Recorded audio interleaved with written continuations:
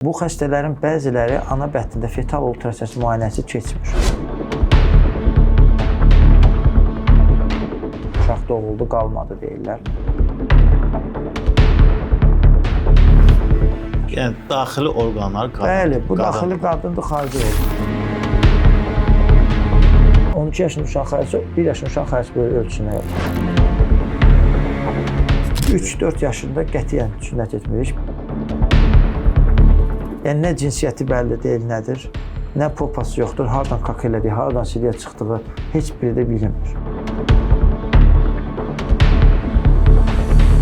Salam dostlar, hər vaxtınız xeyir olsun. Demək YouTube kanalından salamlayıram sizi. Bugün valideynlər üçün belə deyək də aktual olan bir mövzudan danışacağıq. Uşaq sağlamlığından, xüsusən də cərrahi müdaxilə tələb edən xəstəliklərdən danışacağıq.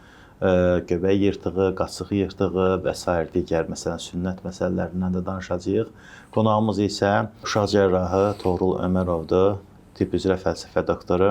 Toğrul bəy, sizlə bizim müsahibələrimiz çox olub və Toğrul bəy bəlkə də bir neçə il bundan qabaq bir video çəkmişdik biz Bakı sağlamlıqda. Oradan xatırlayarsınız. Məsələn, sünnəti tamamilə kəsilib atılmış bir uşağın cərrahiyyəsini eləmişdik ki, bu çətin bir prosesdir. Və bugün də elə Toğrul bəylə bu əməliyyatlardan danışacağıq. Toğrul bəy, ilk olaraq oradan sual vermək istəyirəm ki, yeni doğulmuş uşaqlarda hansı məsələlər var ki, onu çox gecikdirmək olmaz. Ümumiyyətlə, məsələn, hansı xəstəliklər var ki, onlar, nə bilim, ilk 3-4 gündə və yaxud da 1 ayda əməliyyat olunmalıdır? Öncəliklə hər kəs salamlayıram, izləyənlər təşəkkür edirik. Sizlə də bu, belə deyək, müsahibə çox xoşdur həqiqətən. Uşaq cərrahisi incə bir sahədir, çətin bir sahədir. Xəstəlikləri çoxdur, zəngindir və çox da ağır bir xəstəliklərlə. Bəzən uşaq cərrahi deyəndə düşünürlər sadəcə sünnətdən ibarət bir şey düşünür. Xeyr, uşaq cərrahisinin elə bir əməliyyatları var ki, çox çətin və qəlizdir. Yeni doğulmuşlarda ümumiyyətlə ilkin olaraq müdaxilələr nə zaman vaxtında olunması, yəni gecikdirilmiş müdaxilələr, məsəl üçün bir vurğulayın, bir diafraqma yırtığı olan bir xəstə. Bu xəstə ana bətnində görülür, yəni döş qəfəsində diafraqması yoxdur, döş boşluğunda bütün qarın boşluğu orqanları yerləşib. Bunlar ağciyər və ürəyi sıxır və onu inkişafdan saxlayır və bu xəstə doğulan kimi hazırlanıb əməliyyat olmalıdır. Birbaşa. Bəli, bu xəstələrin bəziləri ana bətnində fetal ultrasəs müayinəsi keçmir. Məsələn, ucqarda yaşayan insanlar, heç vaxt UZİ-yə getməyən insanlar bunu bilmirlər və nəticə bu halda doğuş baş verir və bu xəstələr, yəni ölüm riski əvvəllər çox idi, getdikcə azalıb. Bugünkü gün 90% yaşam riski var, 10% ölüm riski var. İstər bir əməliyyat olsa, istər olunmasa. Əməliyyat olunmadığı halda əlbəttə ki, %100 ölümlə məruz qalır. Məsələn, xəstə hansısa bir rayonda heç vaxt UZİ keçməyib, doğulur və xəstəlik nədən öldüyünü bilmirlər. Uşaq doğuldu, qalmadı deyirlər. Boğuldu, öldü. Və yaxud artıq ultrasəs müayinəsində deyilib ki, bu problem var, uşaq cərrahi olan bir klinikada doğulmalıdır, xəstə başqa bir yerdə doğulur və köçməyi ki, bu periodda çatdıra bilmir. Məsələn, xəstə doğulan kimi ona neonatoloqlar intubasiya eləməli, yəni özü nəfəs ala bilmir və onun nəfəsini bərpa etmək üçün aparata qoşmalıdırlar. Və bu period çox qısadır. Yəni, bunu keyser oldu, həmən intubasiya edib aparata qoşmalıdırlar. Yəni, orada dəqiqənin önəmi var. Başa düşürsünüz. Yəni, bu problemlər lənçmir. Və yaxud bəzən valideynlər düşünür ki, yox, boş verək, öz-özünə düzələr, belə bir hallar olmur. Məsələn, digər bir hal olur ki, məsələn, yeni doğmuşda pilor stenoz dediyimiz bir haldır. Mədən çıxışı qapanır. Necə qapanır? 23, 28, 30 günü arasında başlayır bu hal. Uşaq da başlayır qusma verməyə. Mədən pilorik hissəsində ələcələr qalınlaşır və başlayır keçiciliyin qapatmağa. Qida keçmir. Bəli, qida keçmir. Başlayır uşaq təcrübə qusmalar artır. Tam qapananda fontan şəkilli qusma, yediyin hamısını qaytarır, ödsüz. Və valideyn düşünəsə, uşaq qusur da, qusur. Məsələn, bir pasiyent gəlib yanımıza. Məsələn, bir həftədir uşaq qusur evdə. Bu uşağı yedizdirir, amma yedə keçmək. Uşaq arıqlayıb, dərisini suyunu itirib, qupquru gəlir uşaq. Yəni, o dərəcə bir həftə bütün bədənin suyunu itirib. Valideyn niyə gəlib bizə? Bilirsiniz, qusmaya şikayət yox. Nə siliyi yoxdur, nəcisi yoxdur. Qupqurudur uşaq. Başa düşürsünüz? Bu vəziyyətdə şikayətlə gəlib. Və biz baxırıq, xəstə qusur. Və bu pilor stenozu var və bunu artıq çox keçmiş mərhələdə yaxşı da çox xəstə itirməyib. Biz onu maye balansını təmin edib, qanında mayeni və qida almadan təmin edib, sonra əməliyyat edib, artıq pilor stenozu keçiciliyi normallaşdırmalıyıq. İkinci növbədə, yəni bu vəziyyətlərdə necədir? Valideyn bəzən çox vaxt itirir. Məsələn, bir həftə həddindən artıq çoxdur bu hallar üçün. Niyə çoxdur? Yəni biz Xəstələrə deyirik ki, adi bir qusmadır. Bəli, yeni doğulmuşlarda reflux deyilən hal var ki, qusma bəli fizioloji ola bilər 6 ayına qədər, amma bu fontan kimi qusur, bu hər yediyin qusur. Bu hala diqqətli baxmaq lazımdır. Yəni dediyimiz gecikmələr var ki, yəni nələr nə zaman vaxtında olmalıdır. Bunun bəzi hissəsi valideyndən asılı deyil, cərrahdan və yaxud həkim pediatrın neonatoloqdan asılıdır. Yeni doğulmuşlardan söhbət gedir. Amma bir 50% hissəsi də valideyndən asılıdır ki, valideyn ona yəni belə biraz da çox da necə deyək, istiqamlı yanaşmır. Soyuq yanaşır. Çəşi normaldır da o. Bəzi valideynlər də çəşi biz ucqar kənddə böyümüşük. Vaxtı üçün belə olub, heç bir olmayıb, heç bizə bir problem yaranmayıb. Bəlkə də sizin o vaxt heç bir probleminiz olmayıb, amma bu uşaqda problem var. Bunun istər kənddə, istər şəhərdə doğulmağın aidiyyatı yoxdur ki, bu problemli doğulub, normal doğulmayıb. Yəni orada olan problemi, məsələn, ürək qüsurları olan xəstələr var ki, bunlar vaxtında müraciət olunmalıdır. Hər bir ürək qüsurunun hansı dərmanları içməsi, hansı müdaxilə olması, nə zaman əməliyyat olması, bunu kardiocərrahlarımız yaxşı deyər. Əlbəttə ki, var. Yəni valideynlər bunlara diqqətli olmalıdır və günümüzdə zaman müasirləşib. Biz fetal ultrasəs müayinəsində, yəni ana bətnə hamiləliyin dopleri deyiliyimiz halda çox xəstəlikləri görürük. Qida borusu olmayan uşaqları görürük, mədə maye olmur, kiçik mədə olur, diafraqma yırtıqları görürük. Böyrəyində hidronefroz genişlənmiş olan xəstələri görürük. Başı boynunda kista olan xəstələri görürük. Bağırsaq keçməməzliyi olan xəstələri görürük. Anus dəliyi olmayan xəstələri görürük. Hiçburun xəstələri görürük. Yəni ola biləsi cərrahi xəstəliklərin 60-70%-ni və daha çoxunu artıq ana bətnə ultrasəs müayinəsində görürük. Sadəcə valideynlərdən tələb nədir? Vaxtında müayinələr keçməkdir və professional tərəfindən icra olunmalıdır. Yəni uşaq cərrahı olaraq siz əksər cərrahiyəni eləyirsinizmi? Məsələn, ürəyi dediniz, siz eləmirsiniz də. Məsələn, uroloji biz uşaq cərrahisi deyəndə döş qəfəsi cərrahisi, buna ağciyərlər, qida borusunda olan problemlərdir, döş qəfəsinin o törəmələrdir, qarın boşluq orqanlarıdır, qaraciyərdir, dalaqdır, bağırsaqlarda olanda uroloji böyrəklər, sidik yaxarları, sidik küçəsidir və anadan gəlmə inkişaf qüsurlarıdır ki, bunlar anus dəliyinin atreziyasıdır, dəridə olan problemlər, bəzi limf dediyimiz anomaliyalar ətraflarda və çox barmaqlılıqdır, birləşik barmaqlardır. Bunlar hamısı uşaq cərrahisinin içindədir. Travmatoloji sümük sınıqlarıdır, çıxıqlardır, bulçanaq oynağın displaziyasıdır və yaxud neyrocərrahiyyə və ürək cərrahisi, bunlar hamısı ayrı-ayrıdır. Yəni travmatologiyası ayrıdır, neyrocərrahiyəsi ayrıdır, ürək cərrahiyəsi. Siz onda həm də urologiyanı. Biz bəli, uşaq urologiyası uşaq cərrahiyəsinin içindədir. Bəzən valideynlər ilə yanlış olur ki, uroloqa gedirlər. Uroloqlar 18 yaşın üstündə baxırlar. 18 yaşın altında buna uşaq cərrahiyəsi, uşaq urologiyası baxır. Hə.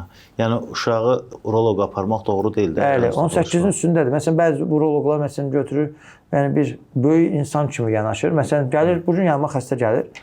Məsələn, xəstənin xəyalarında biraz kiçikliyi var, yerindədir, normaldır, qalxıb düşür arada. Bu tam normal sayılır, retrakil dediyimiz haldır. Ultrasəs müayinəsi edib 3-4 yerdə və xayası kiçikdir, ona böyük bir dərmanlar yazılıb, yəni ki, testosteron tərkibli dərmanlar və bu belədir. Testosteron analizi verib, qanda testosteron azdır və bunu testosteron qaldırmağa uroloqlardan biri dərman yazıb, testosteron tərkibli iynələr. Və xəstə gəlir ki, doktor, biz bu iynənin tərkibini oxuduq, çox belə fantastikdə bunu uşağa vurmaq olmaz deyib. Yəni, biz niyə yazıblar? Biz ona görə gəldik belə. Bir söz demirik əlbəttə, amma baxın, bu testosteron kimin hormonudur? Bu kişinin. Kişinin, yetişmiş. Bu uşaq 5 yaşında uşaq hələ oğlandır, amma bu kişi deyil axı, bu yetişməyib hələ. Bu kişi olanda nə zaman ikinci cinsi inkişaf dövrü başlayacaq, tüklənəcək, səsi dəyişir, testosteron artacaq. Onda testosterona baxsaq, biz 5 qat yüksəkdir. Biz 5 yaşında uşağın testosteronu yüksəltməyə çalışıb testosteron tərkibli iynələr versək, o erkən cins yetişkən necəcək? Hipofizimiz boy hormonlarını dayanacaq. Sümüklərin bölmə nöqtəsi var, diafizlər, onlar dayanacaq və uşaq balaca boy, bığlı saqqallı kişi olaraq qalacaq. Olmaz.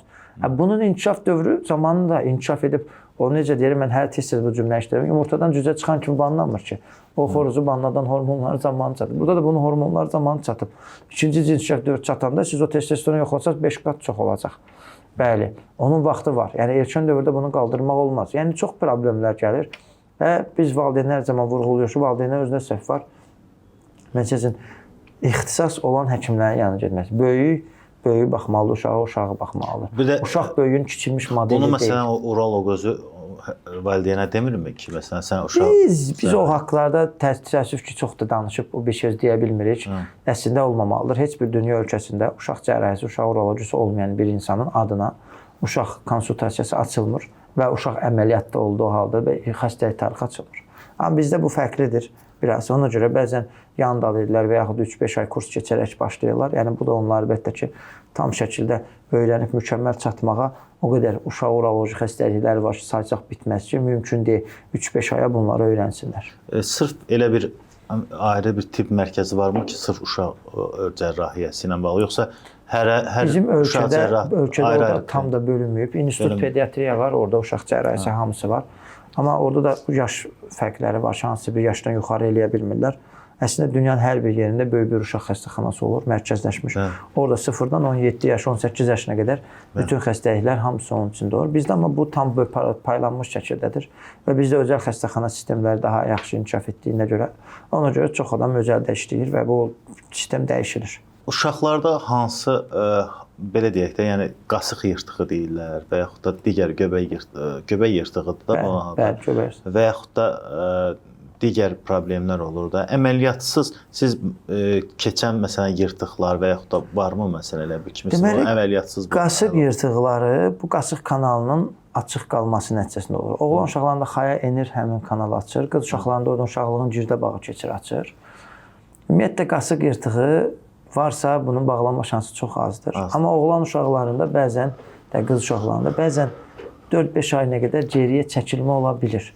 Məsələn, dünya ölkələrində bəzi ədəbiyyatlar, PubMed məqalələr deyir ki, məsələn, 30%, 40% hallarda bu geriyə çəkilə bilər və 5 ayına qədər bəzən gözləyir. Hansı ki, tez-tez şişmir, çıxmayan yırtıqları.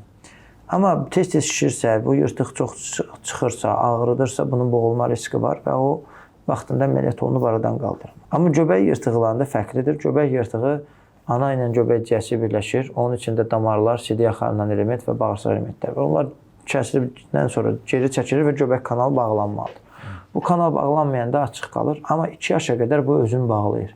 Məsələn, 1 yaşında göbək yırtığı əməliyyatı edim deyən adam qanunsuz bir iş görür və bu olmaz. Dünya Uşaq Cərrahiyyəsi protokolunda 2 yaşından erkən dövrdə göbək yırtığını ancaq boğulmuş göbək yırtığı olduğu halda cərrahi əməliyyat olunur. Digər hal yoxdur. Boğulmuş göbək yırtığı da mən deyim ki, mən öz təcrübəmdə, yəni 2009-cu il, 2010-cu ildən işləyirəm mən və o təcrübəm dövründə hələ bir dəfə görmüşəm boğulmuş göbək yırtığını. Yəni, bəlkə də mən göbək yırtığı 20.000 dənə görmüşəm ki, onun bir dənəsində boğulma görmüşəm. Yəni, boğulma olma şansı 0-a bərabərdir. 2 yaşa qədər göbək yırtıqlar çəkilib gedir. 2 yaşdan sonra qalan yırtıqlar artıq cərrahi müdaxilə olaraq qapanmalıdır. Çünki onun özünə yaranma, yəni bağlanma şərti 0-dır. Sizin müsahibələrdən birində gördüm mən, elə bir ki, valideyn elə bilir ki, dünyaya uşaq qız kimi gəlib və yaxud da oğlan kimi gəlib. Bəs cərrahi müdaxilə zamanında müəyyən olur ki, bu uşaq oğlan deyil, qızdır və yaxud da qız deyil, oğlandır. Belə tez-tez mi baş verir bu məsələ? Cinsiyyətin qatışıqlığı dediyimiz, bəzən insanlar bunu səhvdə başa düşür, amma bu anadan gəlmə inkişaf qüsurudur. Yəni, böyrək üstü vəzimiz var. Böyrək üstü vəzin hormonları var, kortizol deyilən hormonu var. Bu kortizol hormonu, yəni böyrək üstü hiperplaziyası nəticəsində aldosteron, testosteron qalxır. Məsələn, genetik olan bir qızdır. Daxili orqanları, uşaqlıq yumurtalıqları var. Tam karyotipi XX-dir, yəni xromosom analizində. Amma xarici orqanların inkişaf dövründə bu aldosteron, testosteron qalxdığına görə xarici orqanları quruluşunu oğlan kimi formalaşdırır. Bəzən buna hipospadiya da deyirlər, xayalıqını qatışdıra bilər, səhvən oğlan kimi böyüdə bilirlər. Bu əslində qızdır tam olaraq.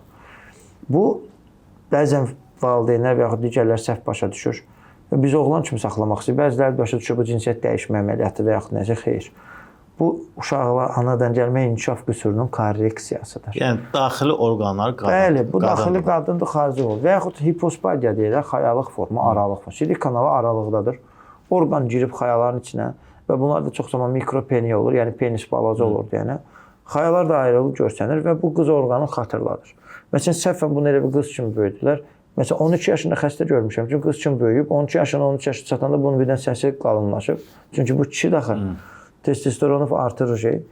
Və onda ginekoloq görür ki, bunun səsində problem yarar, o da bizə göndərir. Baxır ki, bu oğlandır. Amma səhv olaraq, yəni ucqarda bir doğulub, baxılmayıb, fikirləşməyib və bunu belə böyüdüb gətiriblər. Artıq amma psixoloji orada qız görür. Bunlar çox ciddi bir problemlərdir. Bu gün çoxdur. Ümumiyyətlə, Bu qatışıq cinsiyyətçiliyi Yəni heç 2006-cı olmasa ilə adam qədər valideyn bunu çimizdirəndə, eləyəndə görmür. bilirsiniz, bəzən valideynlər ona heç fikir vermir, bəzən də anlayışlar olmur valideynlərin. Və başa düşürsünüz, elə normaldır. Bizdə biraz da fərqli valideynlər var ki, bəzən heç fikir vermir, baxır, yuyundurur, götürür, deyir ki, normaldır və yaxud bəzi valideyn qorxur. Məsələn, uşağında bir problem var, bilir ki, bu əməliyyatlıqdır. Məsələn, yanıma xəstə gəlib, birinci gün idi, bu həftənin birinci günü, xəstənin 12 yaşı var. Bu xəstə mənim yanımda 6 yaşda olub, 8 yaşda olub. İndi 12 yaşı var, xayasını yerinə endirmək demişəm, yuxarıdadır, inkişafdan qalır. Yəni 12 yaşında uşağın xayası, 1 yaşında uşağın xayası böyle ölçüsündə qalır. Amma valideyn biz nədən qorxur? Narkozdan. Vay, bu narkozdan birdən nə? Biz valideyn başlamırıq ki, siz narkozdan deyil, o uşağın xayası əriyib yoxa çıxıb, inkişafdan qalanda gələcəkdə o verəcək sonsuzluqdan qorxun. Çünki bunun bir xayası yox, hər iki xayası yuxarıdadır. Yəni bəzən valideynlər, biz deyirik, valideyn görmürmü? Görürdü, bəzən onu bu digər bir qorxaqlıqları o şeyi ört-basdır eləməyə gətirib çıxardır və gələcəyini düşünmədən. Başa düşürsünüz? Buna görədir. Amma bu tip xəstələr çoxdur. Məsələn, biz bu tip əməliyyat keçən həftə, 2 həftə, 1 həftə əvvəl icra eləmişik. Hal-hazırda gələn həftəyə də bu tip əməliyyatımız var. Və bu korreksiya əməliyyatları biz tək başına qərar vermirik. Burada endokrinoloq, psixoloq rol işləyir. Ümumiyyətlə, bu qatışıq cinsiyyətli dediyimiz hallar 2006-cı ildə Chicago'da bir konferansda dəyişildi bulan. Hamısının adı DST qoyuldu. Difference of Sexual Development gəldi. Və DST artıq burada bir sürü qadın xromosomuna bağlı, kişi xromosomuna bağlı, cinsi xromosoma bağlı var ki, bir sürü növləri var. Birinci o hansı növüdür və nə zaman nə etmək lazım olduğu artıq onun davamlı olaraq gedir. Yəni bunlar çox ağır bir patologiyalardır. Artıq biz onun korreksiyasında 30-un üzərində cərrahi əməliyyat icra eləmişik Bakıda. Sünnət mövzusundan çox danışmışıq. Bir konkret sualım olacaq. Valideynlərə məsləhət kimi uşağa neçə yaşına qədər sünnət eləmək olar? Neçə yaşında eləmək olmaz? Sünnət ümumiyyətlə necə prosedurdur? Sünnət, baxın, belə bir şeydir. Sünnəti mən protokol olaraq və bizim keçdiyimiz məktəb, hər bir məktəb bunu fərqli yaş dövründə tövsiyə edir. Amma mən öz keçdiyim məktəbdə sünnəti deyirlər ki, 50 günündən yaş yarımına qədər etmək. Etdiksə, etmədiksə, yəni ilk 3 ayına qədər yerli etmək mümkündür. 3 aydan sonra sedasiyen etmək daha yaxşıdır. Yaş yarımından sonra 5 yaşa qədər əl vurmuyor. Çünki 2-5 yaş arasında uşaqlar orqanı ilə oynayan olur və onda olan dəyişikliyi başa düşmür, psixoloji problemlər. 5 yaşdan sonra artıq bu dərk edir ki, bu belə olmalıdır. Və o psixoloji olaraq normal qəbul edir. Yəni, mən düşünürəm ki, sünnəti 50 günündən yaş yarımı arasında etmək ən düzgün vaxtdır. Ən düzgün vaxt. Bəli. Əgər etmədinsə 3 aya qədər, əgər 3 ayına 5 yaşdan gözlə. Əgər yaş yarımına qədər etmədiksə, yəni 18 ayına qədər doğuşdan sonra etmədiksə, artıq 5 yaşından sonra etmək daha məsləhətdir. Bir çox valideynlər bunu saxlayırlar ki, bu sünnət toy eləyəcəm. Bəli, valideynlər məsələn 3-4 yaşında qətiyyən sünnət etmirik. Bizə gələn xəstələri də geri çeviririk. Etmirik. Səbəb odur ki, yox. Yəni bu xəstələr narkozla belə yatızdırıb etdiyimiz xəstələr ayılanda ciddi problem yaşayır psixoloji. Psixoloji. Bəli. Günlərlə oturub ağlayan xəstələr var. Sünnət zəruri bir əməliyyatdır, yoxsa belə deyək də bu dini və yaxud da inancla bağlı bir şeydir? Deməli, sünnət zəruriyyəti də var, inanca da bağlılığı var. Məsələn, bizim müsəlman ölkələrində sünnət daha çox inanca bağlı gəlir, olunur. Amma xristian ölkələrində, dünyanın digər ölkələrində sünnət və yarım sünnət olunur. Bu gigiyenik qaydalara riayət etmək üçün. Və ikinci növdə araşdırmalar göstərir ki, sünnət olmamış kişilərdə penis başı xərçəngi və sünnət olmamış kişilərin qadınlarında uşaqlıq boynu xərçənginin inkişaf etməsi daha çoxdur. Bu sırf gigiyenik məsələsi. Bəli, və nəinki sünnət olmuş kişilərin. Ona görə, bəli, yəni bu sünnətin olması bu penis başı xərçəngi və uşaqlı boynu xərçənginin azalmasında çox rol oynayır. Ona görə də yəni bunu artıq dünyada elm olaraq sübut olunmuşdur. Və gigiyenik qaydalar əlbəttə ki, gigiyenik olaraq sidiyə çıxma zamanı sünnət dərisinin içinə axır yığılır və onu hər zaman tez-tez təmizləmək və bu şeylər var ki, yəni problemlər yaşada bilir. Uşaq əməliyyatında narkoz nə qədər təhlükəlidir? Bayaq da dediniz axı narkozdan qorxurlar. Ümumiyyətlə, narkoz valideynlərin qorxulu röyasıdır deyə, yuxularıdır. Səbəbi ki, valideynlər çox qorxurlar. Çünki zaman-zaman narkozlar çox problemlər olub, inkişaf etdiyi dövrlər ərzində. və bu problemlər hər kəsi qorxucub, ay narkozdan ayılmadı, nə etmədi. Bugünkü gün narkotik dərmanlar və bu narkoz prosesi o qədər müasirləşib ki, bunun təhlükə olma şansı sıfıra bərabərdir. Məsəl üçün biz dünən yox bir gün doğulan kimi 3 saat sonra xəstə əməliyyat eləmişik. Və yaxud sentyabrda biz 984 qram uşaq əməliyyat eləmişik. Yəni bu boyda bir uşağı. Narkozla olunur bunların hamısı. Narkozdan ayılmamaq söhbəti var ümumiyyətlə. Mən hələ o halla qarşılaşmamışam. Heç vaxt onu heç kimə qarşılaşmağı arzu etmirik. Amma bu problemlər, yəni xəstənin narkozda ayılmama problemi nədən irəli gəlir? Onun yanaşı ağciyəri və ürək qüsurlarının olmasından. Bunu da ki, təbii ki, baxırsınız. Əlbəttə ki, bunlar öncədən xəstə tam yoxlanır. Və bu xəstələr ekokardiyoloq baxışı, qan nümayici, infeksiya, laxtalanma, pediatr baxışı hər bir şeydən keçir. Əgər hansısa bir əks göstəriş varsa, artıq onu müalicə olunur və aradan qalxır sonra gəlir. Bu planlı əməliyyatlar. Təcili əməliyyatlar isə məsələn apendisit partlayıb bir qanaxmadır. Orada artıq heç bir ürək onsa risklidir, bunu gözləmək mümkün deyil. Artıq orada heç bir qüsur gözləmədən gedir. Amma hələ biz o ayılmama halından qarşılaşmamışıq və görməmişik və son zamanlarda da eşitməmişik belə bir şey deyək. Bunu əlbəttə ki, professional anestezioloqdan və müasir dərmanlar və müasir aparatı olan xəstəxanalara aiddir. Yəni səbəb odur ki, əgər bəli 20 il, 30 il əvvəlki aparatı ilə və onların dərmanla narkoz verilirsə, bunun problemi ola bilər. Ona görə günü-gündən müasirləşir və biz bu müasirləşməyinə ayaqlaşmalıyıq mütləq şəkildə. Sizin üçün belə deyək, ən çətin görünən və indiyə qədər rastlaşdığınız və sizi təəccübləndirən əməliyyat nümunələrindən deyə bilərsiniz bizə? Biz ağırlıq dərəcəsinə görə bəlkə də ən çox ağır əməliyyat edən xəstələrdən, yəni həkimlərdən biriyik. Çox əməliyyatdır, qida borusu olmayan uşağı eləyirik, diafraqması olmayan uşağı eləyirik, qastrosiz, qarın boşluğu orqanları çöldə olan uşağı eləyirik, sidik hissəsi çöldə olan uşağı, anus dəliyi olmayan, hiç bronx xəstəliyi. Yəni çox ağır əməliyyatlar eləyirik, döş qəfəsinə törəmə eləyirik. Amma mən təcrübəmdə məni çox da narahat etməyən, amma mən düşünürəm ki, bəlkə də ola bilər ki, ən böyük əməliyyatlardan biri kloakal ekstrofiya dediyimiz bir haldır. Burada həm sidik hissəsi ekstrofiyası, həm kloaka. Və fikirləşin ki, biz o videonu əlbəttə ki, göstərə bilmirik. Popası yoxdur. O uşağın nə bir cinsiyyət orqanı görünmür. Qarnının ön divarında yırtıqdır. Oradan qarın boşluğu, bağırsaqlardır, uşaqlıqdırmı, xayadırmı, sidik hissəsidir. Bəlli olmayan bir topa şəkildə çöldə bir görünür. Hamısı qatışıb bir-birinə. Yəni, nə cinsiyyəti bəlli deyil, nədir? Nə popası yoxdur, haradan kak elədiyi, haradan sidiyə çıxdığı heç biri də bilinmir. Ki, belə bir xəstələrlə qarşılaşırıq. Bunlar çox nadir rast gəlinəndir. Yəni, 50 min, 60 min doğumun birində rast gəlinir. Əslində, dünya ölkələrində bu tip xəstələr ana bətnində görülür və doğuzdurulmur. Mən ölkəmizdə 3 dənə bu tip xəstəni cərrahi əməliyyat eləmişik. Yəni 6 saatın üzərində əməliyyat çəkib. Bir xəstəni də 2 etapda cərrahi müdaxilə eləmişik, çünki o daha ağır xəstədir. Və buradan çətin odur ki, biz bağlı bir yerə giririk, bilmirik nə hardan gəlir.